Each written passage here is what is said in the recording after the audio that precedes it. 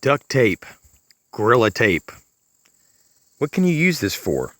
These are going to be the top 10 uses for Gorilla and duct tape during an active survival emergency. Thanks for joining the Art of Prepping.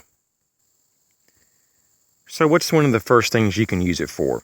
What I would consider one of the top 10 would be to repair or patch various things such as your bags, packs, clothing, shoes, hats, ponchos, tarps, and tents. Not to be limited to other things, but those would be probably the most critical of items.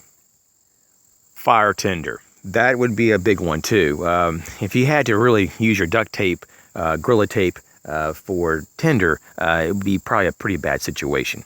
But you could definitely keep some duct tape in your notebooks, notepads, wrapped around different parts of your packs, on the handles, even on the straps. I even know people who replace their shoelaces with paracord, and on the ends of the paracord, they put a nice little strip of Gorilla tape there, just so they have an extra little means of tinder. The next one, number 3, would be cording. You can make cording or some types of rope or different things like that, single, or you could braid them to make it stronger. Number 4 would be to a first aid application, such as a bandage or a bandage wrap holder. You could also use this to actually help remove warts by putting it on the site and let it set for a few days, kind of like almost suffocating the wart because it needs to breathe to be alive, and then pulling it off.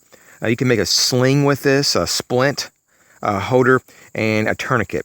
Number 5 would be to make a container, such as a bowl, cup, or pouch. It doesn't take a lot of skills. You could actually just take some twigs to make a frame, and you could actually use that as a template to lay the strips of tape and basically just do cross section and weave it, and you can get a bowl or make some type of makeshift container or system to hold maybe different types of foods you could find when you forage.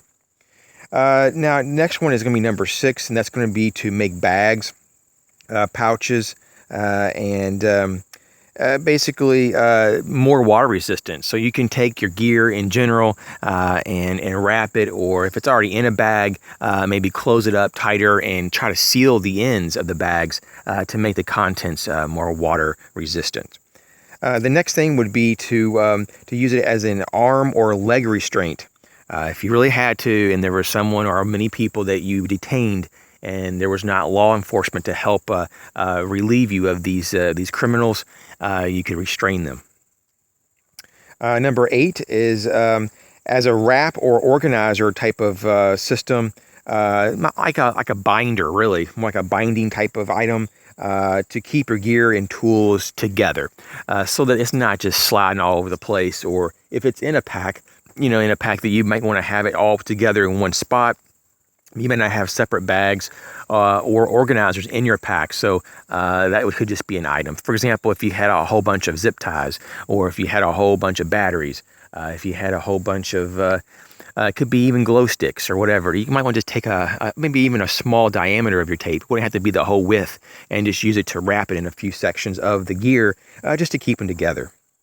And I would have to say number 9 would be to use in conjunction with, or even by itself if you had to. You could probably tape the tape on itself and make panels and sheets out of it, not just for warmth, but to create a shelter, like a tarp, if you would. But you could also use this as a binding agent to make like like a teepee, and you can have, sticks together, and wrap this to keep the sticks together, to create posts and points of structure for your shelter. So basically, to secure and to help create a primitive shelter. And lastly, number 10 would be a marker. It could be like a trail marker. It could be a coded communication marker with your group. You could have certain symbols and different types of lettering, or maybe if you put an X at a certain location, that means you're going to do this or that. If you have different colors of your tape, you could also maybe do signal markers, signal panels, and things like that. So these are just my top 10. I'd be interested in to see what your top 10 would be, or if you had anything to add to those top 10. I know that there's a lot of other things I'm very aware of that there's probably hundreds, if not thousands, of other things you can do with your duct tape and Gorilla Tape. But these just seem like to me that these would be the most practical and probably the most obvious in terms of its use when you're actually using the tape in a real emergency. I think that probably the repair and the first aid would probably be really up there in the list as the most obviously practical and useful of all. But as with that though, thanks for joining me on this bonus video today. We have some cool videos coming out tomorrow. Stay tuned, and I'll catch you real soon.